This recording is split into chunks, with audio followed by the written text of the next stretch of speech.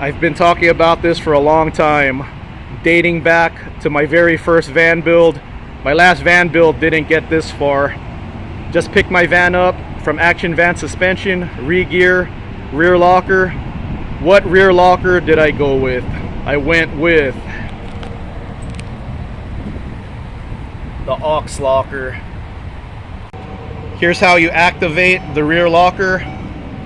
Open diff, push this up. There you go. Now it's in rear locker mode. See that X right there? Go back to open diff, push this up. Now we're back to open diff. That's it. Mechanical, cable, no air, no electricity, just the cable.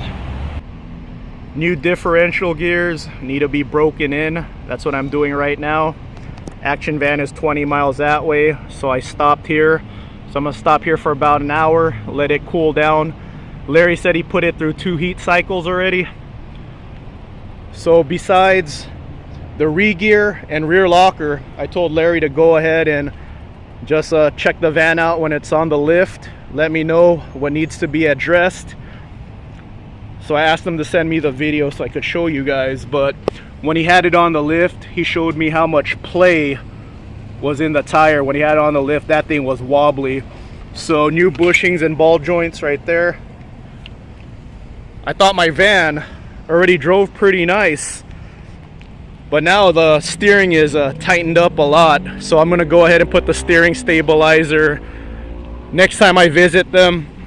So I'm gonna go ahead and get the differential fluid changed out in about a month.